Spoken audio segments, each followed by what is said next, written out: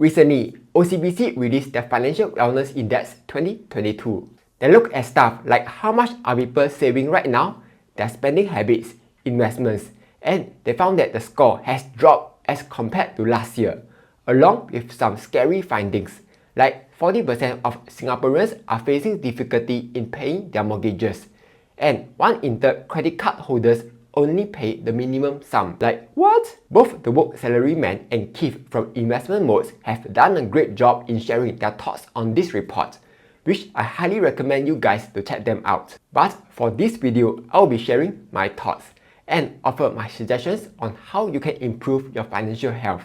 Alright, let's jump right in. First up, the good news is that the savings rate of Singaporeans has gone up across all age groups. This is actually in line with the data from the Department of Statistics, where they found that over the long term, the savings rates of Singaporeans have gone up from just 17% to over 36% now.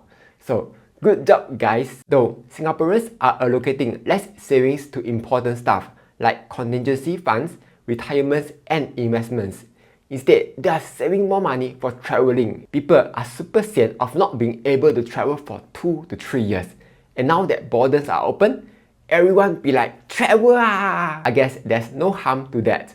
But while you are saving money to travel, just make sure that you are also budgeting your savings for emergency funds and investing, yeah? The next part is quite bad. 47% or about half of Singaporeans are not ready for a crisis. And in the breakdown, about 20% of the people find it hard to accumulate 6 months of salary. Okay, obviously, if you don't have much emergency funds, you are in a risky situation. If anything happens, or you could be either forced to sell your investments at a loss or borrow money to make payments. So start saving for your emergency funds as soon as possible, yeah? You don't have to immediately save 6 months worth of money. Just start small, like saving $50 or $100 a month first. And don't just put all the money in some random place. Make sure to put them into some high-yield savings accounts or bonds, as they are easily giving 3 to 4% now. I've already made quite a few videos covering that, yeah? The next part is also quite scary. There's about 1/3 of people who pay the minimum sum for their credit card. That's actually quite bad.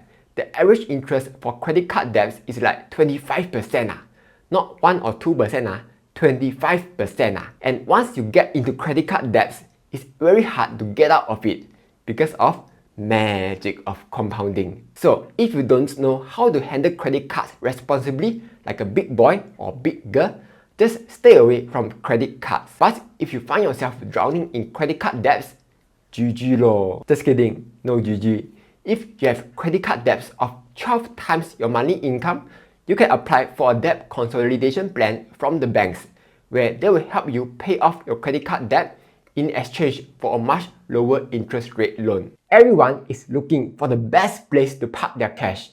But with bond yields going down and bank interest rates peaking soon, where else is a good place to earn higher returns on your idle cash? Let me share a lobang with you guys.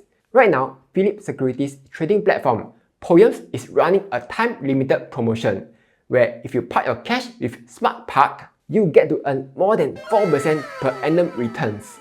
The underlying fund is the Phillip Money Market Fund, which is known to be stable and very liquid. Best of all, with this promotion, you will get a rate that's currently better than most bank yields, bond yields, and even money market fund yields that other brokers are currently offering. All you need to do is sign up for a Poems account using my link down below, opt in to Smart Park, then deposit anywhere from $100 to $10,000 within a week. Keep the money there for at least 30 days and you will receive your returns after a month. Not just that, Poems is also one of the cheapest brokers that let you invest your CPF money at just 0.08% fee with no minimum commission. So if you are interested, you can download the Poems Mobile 3 app or use the web version to start your trading journey with Poems by signing up using my link down below. With that being said, let's get back to the video. Besides that, 1 in 5 Singaporeans are spending beyond their means to keep up with their peers. This figure was 15% in 2021. Story time. A while back, I was researching how much you would need to own a car. I realized that your pay will need to be at least 7K for it to financially make sense to own a car. Otherwise, you'll be using the money that's supposed to fund your retirement to own a car for 10 years. So, I'm pretty sure the number is a lot higher now because COE prices have gone through the roof. So, if your peers have a low pay, but they look rich on the outside, like they have a nice condo, big car, and travel every few months, chances are they are struggling financially. And here's the thing, the truly rich people actually don't look rich on the outside because they don't need to prove to anyone else what their worth is. And you will find that it's always the people who have a bit more money, but not the super rich that kind, that will try to show off that they are rich. All in all, you don't have to spend more to keep up with your peers because that wouldn't impress anyone. Next, 2 in 5 Singaporeans are now facing difficulty in paying their mortgages. And the number has increased from 31% last year to 40% this year. This is super bad too. When the interest was low, many people decided to overextend and buy expensive properties. And now that rates have gone up to 4%, they are having trouble paying off the loan. Okay, if you find yourself in this situation, don't worry, you don't have to sell off your house yet. There are still ways to fix this. First, see if you can refinance your loan or not.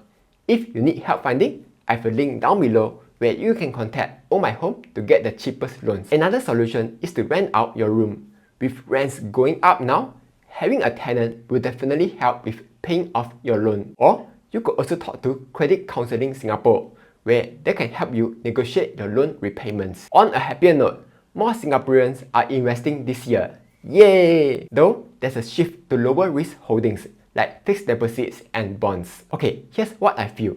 With the market crashing left and right and fixed incomes giving a steady 4% interest, it's certainly appealing to invest in fixed incomes right now. But you have to be careful not to get caught in this whole "I don't want to lose money" kind of thinking, because while fixed incomes are outperforming the market right now, if we just zoom out a little, stocks are definitely a better choice over the long term. And it's better to invest in stocks when stocks are going down, not when stocks are going up, because when the market eventually recovers, you'll be glad that you bought the dip and earn a lot more than just that 4% from fixed income. So when should you invest in fixed income?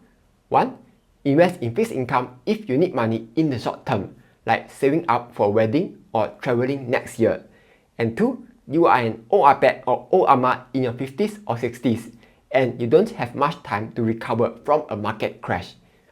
In that case, fixed incomes are good. But otherwise, if you are young and you don't need the money for now, just invest into stocks to get a higher return. Besides that, you can also see that more Singaporeans are investing into local Singapore stocks than international stocks.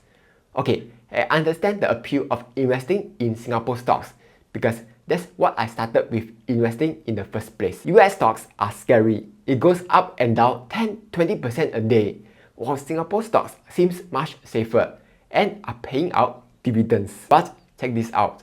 From 2007 till now, Singapore stocks basically went nowhere. Meanwhile, US stocks have gone to the moon.